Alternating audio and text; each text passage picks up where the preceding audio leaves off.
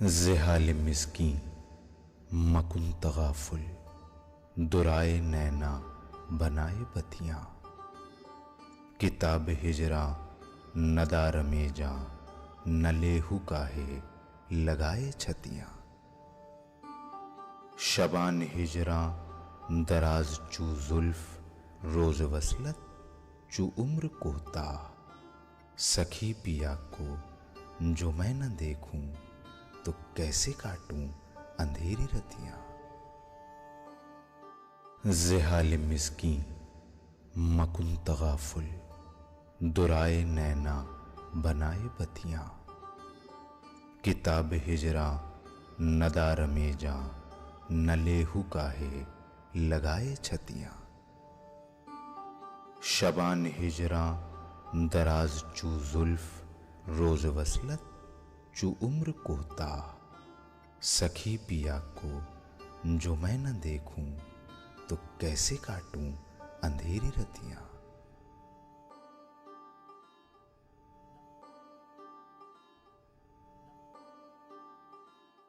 آداب ناظرین، خیر مقدم ہے آپ کا پروگرام اردو شاعری کا بدلتا منظرنامہ میں حاضر خدمت ہوں میں محمد مستحسن رضوی۔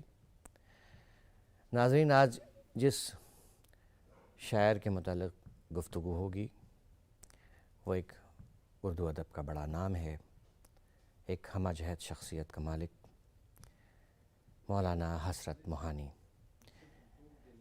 جس کا مشہور شعر اگر کہیں تو یہ کہ ہے مشق سخن جاری، چکی کی مشقت بھی، ایک طرفہ تماشا ہے حسرت کی طبیعت بھی۔ تو جی ہاں حضرات، حسرت موہانی کے متعلق گفتگو کے لیے یہاں اسٹوڈیو میں ہماری مہمان محترمہ ڈاکٹر نجمہ رحمانی صاحبہ، آپ پروفیسر ہیں دلی یونیورسٹی میں۔ بہت بہت خیر مقدم ہے آپ کا نجمہ رحمانی صاحبہ۔ شکریہ۔ تو بات چیت کی شروعات اس سوال کے ساتھ کہ حسرت موہانی کی کے حالات زندگی پر کچھ روشنی ڈالیے۔ مولانا حسرت موہانی فضل الحق نام تھا ان کا، جس سے بہت کم لوگ واقف ہیں۔ حسرت موہانی کے نام سے لوگ انہیں زیادہ جانتے ہیں۔ اناؤ یو پی کا ایک جگہ ہے، اس میں وہاں ایک چھوٹی بستی ہے موہان، تو حضرت موہانی وہیں پیدا ہوئے تھے، اور خاصا زمیندار گھرانہ تھا، خاصا مذہبی دیندار سنی تھے، سخت سنی روایات کے پابند خاندان میں وہ پیدا ہوئے۔ ننیہال تھی ان کی دراصل وہاں، تو ننیہال میں وہ پیدا ہوئے۔ جو ان کی والدہ تھیں شہر بانو، وہ عربی اور فارسی بہت اچھی جانتی تھیں۔ تو اس زمانے کی روایت کے مطابق عورتیں نہیں پڑھتی تھیں اتنا، انہیں موقع نہیں ملتا تھا، لیکن ان کے ہاں عورتوں کی تعلیم کا رواج تھا۔ تو ان کی نانی بھی عربی اور فارسی بہت اچھی جانتی تھیں، اور خود شہر بانو جو ان کی والدہ تھیں وہ بھی بہت اچھی زبانیں جانتی تھیں۔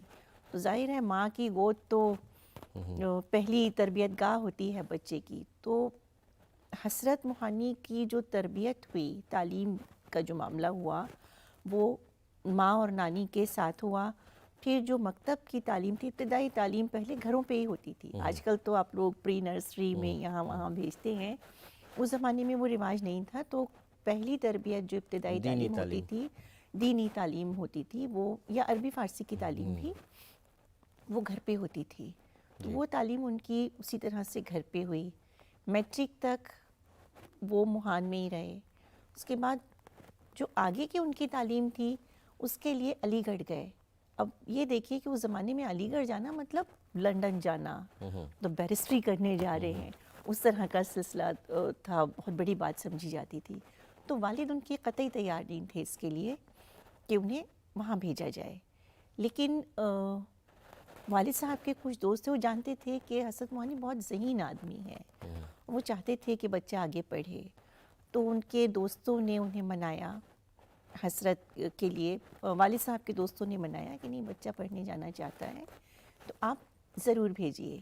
یوں حسرت کو موقع ملا کہ وہ موہان سے نکلیں اور علی گڑھ کی فضاؤں میں، اور علی گڑھ کی فضا اس زمانے میں رومان میں ان معنوں میں نہیں کہہ رہی ہوں جن معنوں میں شاعری میں استعمال ہوتا ہے. ایک خوابوں کی دنیا تھی، نوجوانوں کے خوابوں کی ایک دنیا تھی وہاں، جس میں ان کا مستقبل تھا، ان کی تعلیم تھی، ان کے مشاغل تھے، ان کی دوسری سرگرمیاں تھیں.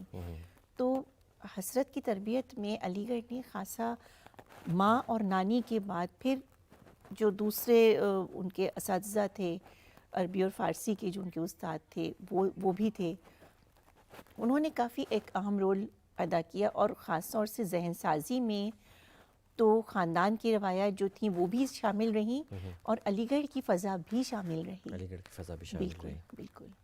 آپ حسرت کی زندگی پر یہ جو مختصر روشنی ڈالی ہے آپ نے، اس کے بعد اب ان کی شاعری کی طرف آتے ہیں. حسرت کو غزل کا شاعر کہتے ہیں اور رومانی شاعر کہتے ہیں، تو کہاں تک کس درجہ وہ الگ تھے اور دیگر رومانی شاعروں کے جو کہ ان کے وقت سے پہلے کے تھے یا کہ ان کے ہم عصر شاعروں کے؟ اس پر کچھ. حسرت منفرد تھے، منفرد ان معنوں میں تھے. ان سے پہلے دیکھیے حسرت کا زمانہ 19ویں صدی کے آخر کا زمانہ ہے، تقریباً نصف آخر کا زمانہ ہے، جس میں شاعری میں بہت تبدیلیاں آ چکی تھیں. وہ میر کے زمانے کی شاعری کی نہج بدل چکی تھی. غالب کی شاعری نے جو ایک نیا ذہن، نئی فکر دی تھی.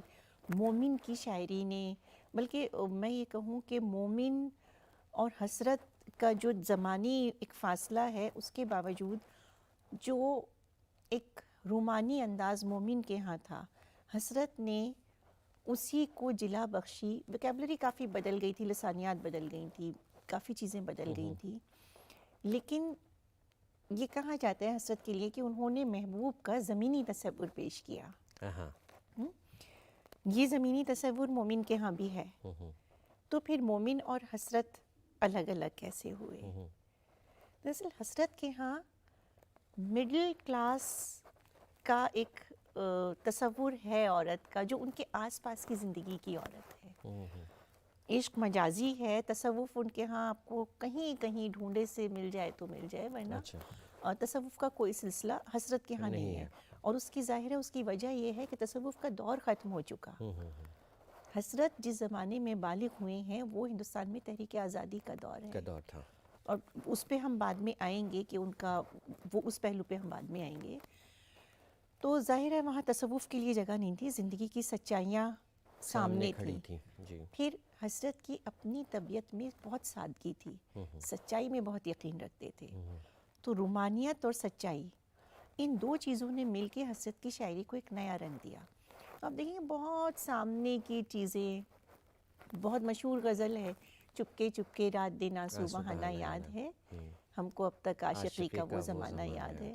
تو اب پوری غزل کا آپ رنگ دیکھیے، کھینچ لینا وہ میرا پردے کا کونا دفتن، یہ سارا. یا جو دوپہر کا اس ایک اور شعر ہے اس میں، وہ تیرا کوٹھے پہ ننگے پاؤں آنا یاد ہے. تو تفصیلات، ہاں یہ جو تفصیلات اور لفظیات ہیں، یہ کسی خیالی دنیا کی نہیں ہے. اس رومانیت میں ایک جیتی جاگتی عورت ہے جو کچھ پردے دار بھی ہے، کچھ شوخ بھی ہے، کچھ گھریلو بھی ہے. اور وہ حسرت کہتے بھی ہیں کہ میں سچائی میں یقین رکھتا ہوں. تو شاعری کو سچا ہونا چاہیے، اس میں مبالغے کی گنجائش نہیں ہے. تو وہ مبالغہ یا غلو جو کلاسیکی شاعری کی شان سمجھی جاتی تھی، ایک صفت سمجھی جاتی تھی. ثنائی لفظی میں ہم پڑھتے ہیں کہ مبالغہ ہے شاعری میں، حسرت نے اس سے انحراف کیا. اور چیزیں زمینی چیزیں، حقیقتوں پر بات ہونے لگی، زمینی حقیقتوں اور زمینی رومان پہ کہنا چاہیے کہ زمینی رومان پہ بات کی. تو یہ حسرت کی شاعری کا ایک بڑا، بلکہ میں آپ کو کچھ بہت اچھے شعر سنانا چاہوں گی جو وہ ہیں. گھر سے ہر وقت نکل آتے ہو کھولے ہوئے بال، شام دیکھو میری جان نہ سویرا دیکھو. اب کتنا خوبصورت شعر ہے. آپ کے سامنے ایک تصور آ رہا ہے کہ کوئی خاتون ہے جو نہا دھو کے بال کھول کے سامنے آ گئی ہیں اور سند بھی بہت اچھی ہے کہ بال اور چہرے کی رنگت کو صبح اور شام سے آپ نے تشبیہ دے دی ہے جی. اور بات بھی کہہ دی، اور بہت سامنے کی بات، کوئی مبالغہ نہیں ہے، کسی طرح کی کوئی چیز نہیں ہے. یا ایک اور شعر بہت بہت سامنے کا ہے، نہ تیرے حسن کی مثال ملی نہ مجھے شوق ناتواں ملا. سیدھا سیدھا سیدھا سیدھا سا معاملہ ہے، اور اس طرح کے شعر حسرت کے ہاں بہت ہیں. تو یہ انفرادیت ہے ان کی. اب جو کلاسیکی شاعری سے ایک الگ معاملہ ہے، اپنے ہمسروں میں کیسے مختلف ہیں. جی جی ماحول تو سب کو ایک ہی مل رہا ہے. ہم 4 بڑے ناموں کا ذکر کرتے ہیں حسرت کا جب ذکر کرتے ہیں. جگر، جو 4 بڑے نام پہلے کہتے تھے ہم عناصر اربع، ابھی وہ ٹرم متروک ہو گئی ہے. حسرت، جگر، فانی اور اصغر، ان چاروں کا الگ الگ رنگ تھا. فانی کی زندگی، فانی نے موت کے تصور کو زندگی کے ساتھ اس طرح رکھ کے پیش کیا کہ موت ایک پازیٹیو، ایک مثبت حیثیت سے ہمارے سامنے آئی. پوری ان کی شاعری موت سے متعلق ہے بیشتر حصہ. اصغر نے تصوف کو ایک نیا پیرہن دیا، ایک نیا پیکٹ دیا. جگر کے ہاں وارفتگی اور والہانہ پن تھا. یہ وارفتگی، یہ والہانہ پن حسرت کے ہاں نہیں ہے. لیکن حسرت کے ہاں جو روزمرہ حالات ہے، زندگی ہے، جگر کے ہاں رومانیت ہے، لیکن اس رومانیت میں محبوب کا پیکر نظر نہیں آتا زیادہ، وہ اپنے آپ میں گم ہے.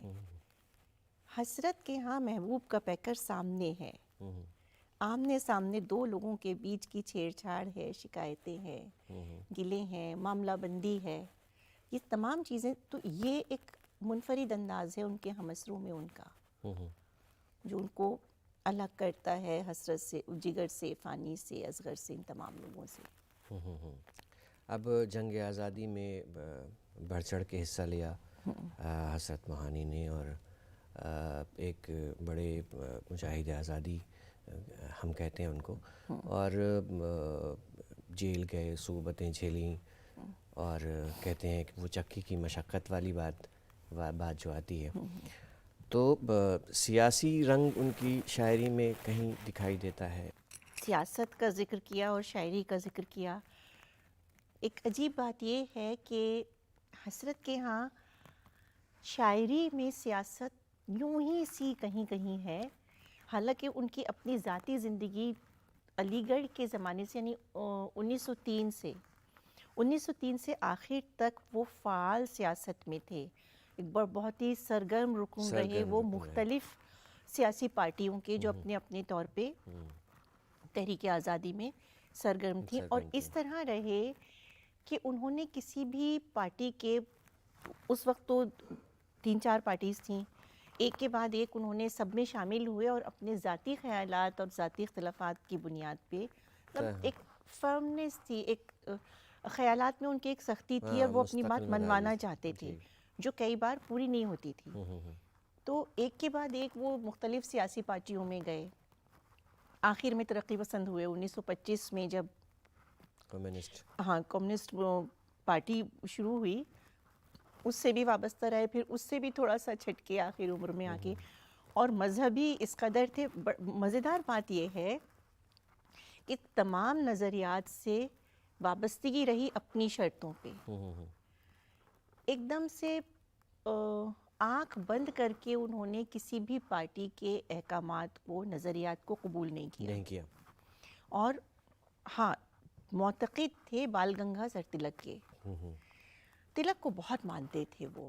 اور آپ کو یہ جان کے حیرت ہوگی کہ 1857 کے بعد جو پہلی گرفتاری جدوجہد آزادی کے سلسلے میں ہوئی، وہ تلک کی ہوئی، اور دوسری گرفتاری دوسرے شخص حسرت موہانی تھے. تو بہت متاثر تھے تلک سے. سبھاش چندر بوس سے بھی متاثر تھے. میں نے کہا نا، وہ الگ الگ وجہوں سے، الگ الگ لوگوں سے اور الگ الگ پارٹی سے متاثر تھے، لیکن وہ جو بنیادی تربیت دینداری کی تھی، اس تربیت کو انہوں نے، اور اس دینداری میں وہ دینداری سخت نہیں تھی، پردے کے مخالف تھے. مزیدار بات یہ ہے کہ سخت مسلمان ہیں اور پردے کے مخالف ہیں، اپنی بیوی کو کبھی نہیں کہتے کہ پردہ کرو، بیوی چاہتی ہیں تو کریں گی، نہیں چاہتی ہیں تو نہیں. تو یہ جو ایک رواداری تھی، یہ رواداری ان کی شخصیت کا ایک بہت اہم حصہ اہم تھی. حصہ ہے. اور اس کے ساتھ ہی اپنے خیالات پہ سختی سے کاربند رہنے کی روش. آپ دیکھیں 1921 میں کانگریس کا اجلاس ہوا احمد آباد میں، وہاں مکمل آزادی کا مطالبہ سب سے پہلے حسرت نے رکھا. اس وقت بوجود وہ قبول نہیں ہوا. 1928 میں وہ مطالبہ اسی طرح سے قبول ہوا. گاندھی جی نے کہا، یہ حسرت نے کسی اپنے مضمون میں یہ لکھا کہ ہمیں بائیکاٹ کرنا چاہیے چیزوں کا، کافی پہلے لکھا 1921-25-23 کے آس پاس. گاندھی جی نے بعد میں تحریک نان کوآپریشن کی تحریک چلائی، اور انہوں نے اس کا اعتراف کیا کہ حسرت نے بہت پہلے کہا تھا اس بات کو کہ ہم نے نان کوآپریشن کی تحریک چلانی چاہیے. سب سے بڑی بات، سودیشی تحریک سے اتنا جذباتی لگاؤ تھا ان کا کہ انہوں نے باقاعدہ، اچھا قلاش تھے، کبھی کوئی سرکاری نوکری قبول ہی نہیں کی.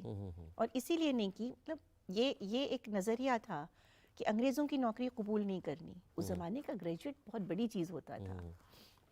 نوکری قبول نہیں کی اور ہمیشہ تنگ دست رہے. سودیشی تحریک چلی اور اس سے جب جڑے وہ، تو انہوں نے باقاعدہ اپنے سودیشی کپڑوں کا ایک سٹور کھولا کچھ لوگوں کی مدد سے. لیکن ایک کے بعد ایک جب جیل جاتے رہے تو سٹور بند ہو گیا. خود زندگی میں کبھی ہندوستانی کپڑوں کے سوا کچھ نہیں پہنا. ہوا یہ ایک بڑا دلچسپ واقعہ ہے. اپنے کسی دوست کے ہاں گئے، انہوں نے غلطی سے کوئی ایک کمبل، ان کو سخت سردی تھی، دسمبر کا مہینہ تھا، انہوں نے ایک کمبل لا دیا جو ولایتی تھا. وہ رکھ کے بستر پہ چلے گئے، حالانکہ انہیں معلوم تھا لیکن ذہن سے اتر گیا. حسرت نے تمام رات سردی میں ٹھٹھرتے رہے اور انہوں نے وہ کمبل نہیں اوڑھا. اچھا، اس کا استعمال نہیں کیا. اس کمبل کا استعمال نہیں کیا. مطلب اپنے اصولوں کے اتنا پابند شخص،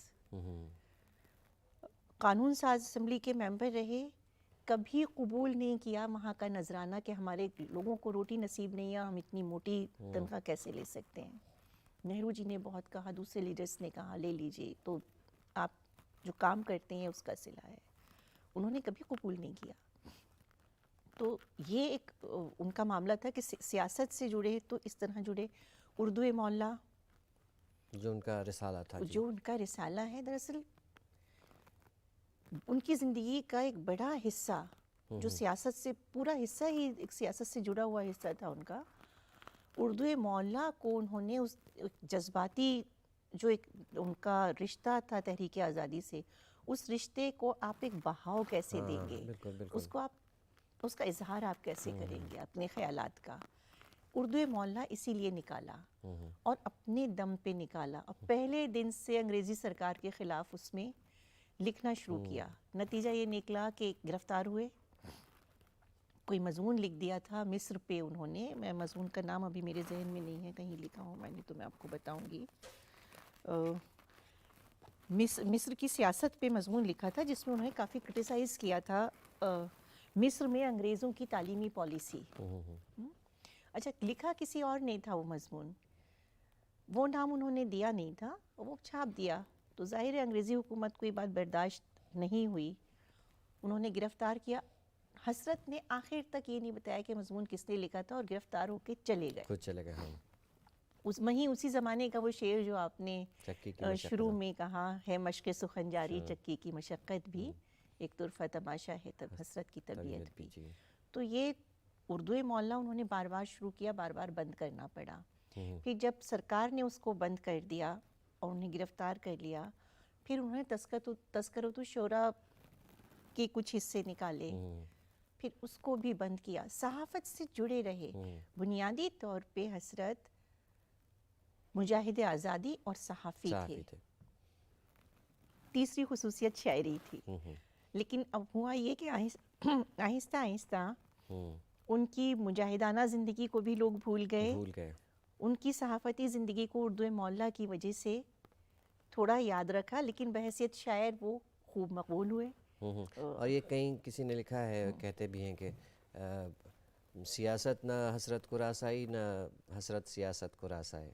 اور وہ ان کے ساتھ ہی ان کی سیاسی زندگی کا وہ جو وہ تھا بعد کا حصہ وہ ہاں ختم ہو ان گیا، کی اور سیاسی شاعری زندگی ان کی کا بعد کا حصہ اس طرح سے ختم سچ نہیں ہوا، وہ تو جڑے رہے، لیکن ہوا یہ کہ کیونکہ کمیونسٹ موومنٹ سے متاثر ہو گئے تھے اور سوشلزم کو یہ سمجھتے تھے کہ سوشلزم ایک صحیح طریقہ ہے اپنی بات کہنے کا، اپنی بات پہنچانے کا، مزدوروں کی بات ہو رہی ہے اس میں، سماج کی پسماندہ طبقات کی بات ہو رہی ہے، اور مذہب کو اور سوشلزم کو الگ الگ نہیں سمجھتے، وہ کہتے تھے کہ سوشلزم مذہب کا حصہ ہے۔ حصہ ہے۔ بھئی 13 حج کیے انہوں نے، تو مذہب پہ آخر تک کاربند رہے، اور لیکن ایک کے بعد ایک کسی بھی گروپ نے اس لیے، کسی بھی پارٹی میں شاید اس لیے قابل قبول اس طرح سے سرگرم ہونے کے باوجود، ان کی ایک شناخت تھی بحیثیت مجاہد آزادی، لیکن کسی بھی ایک گروپ سے کیونکہ بندھ کے نہیں رہے، تو آہستہ آہستہ وہ فیڈ آؤٹ ہونے لگیں چیزیں۔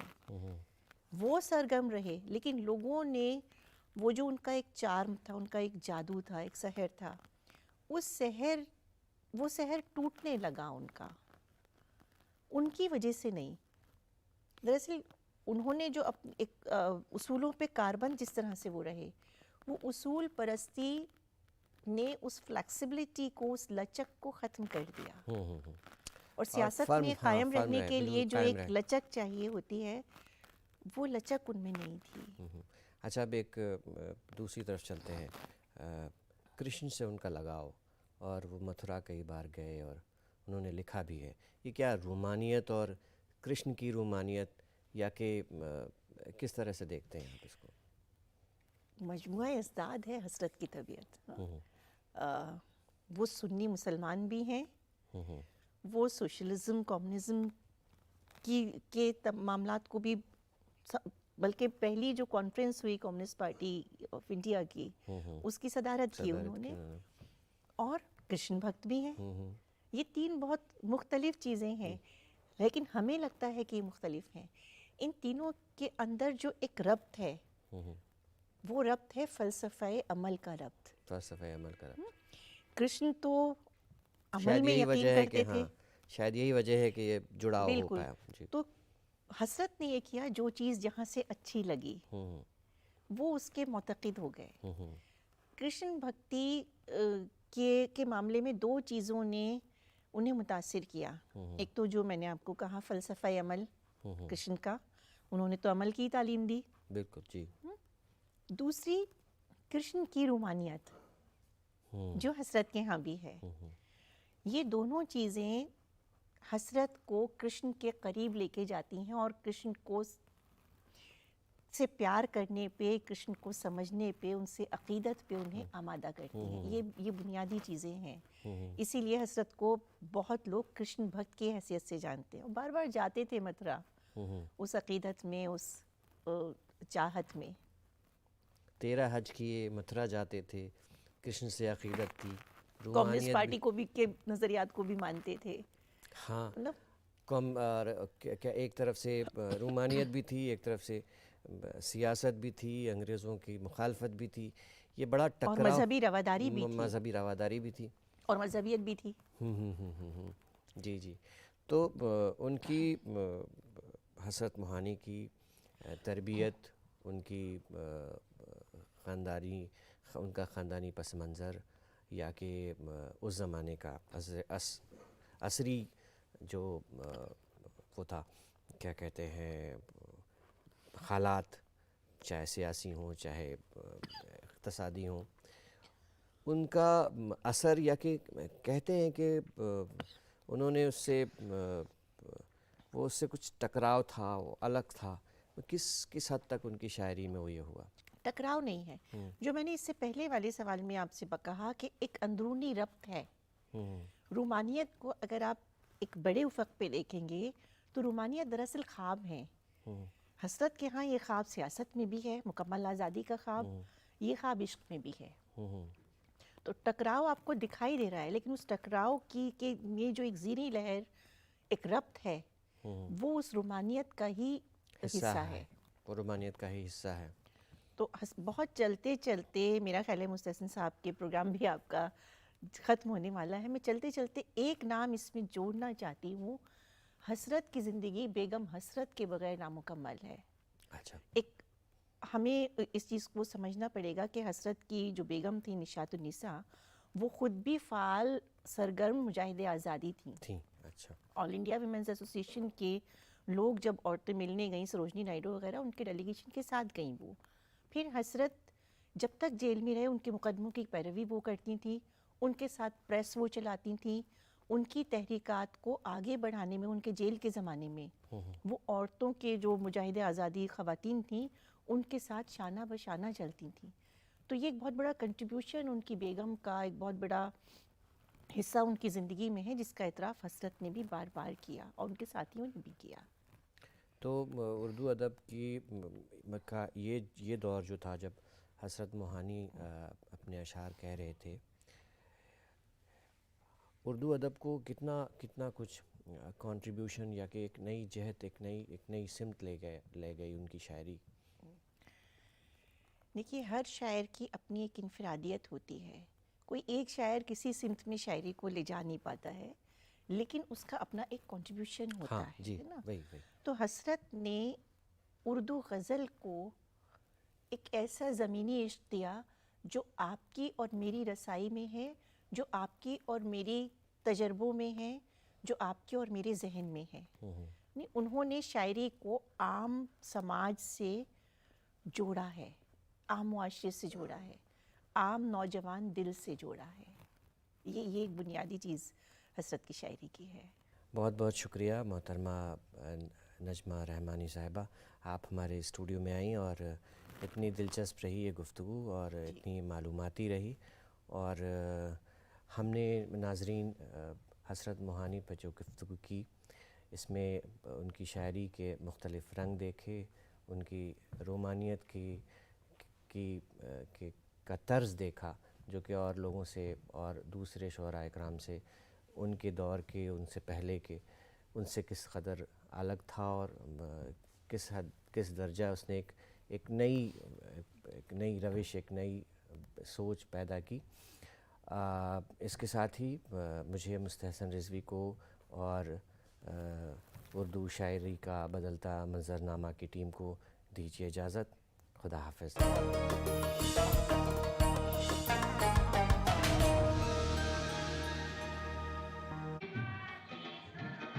کیسا لگ رہا ہے؟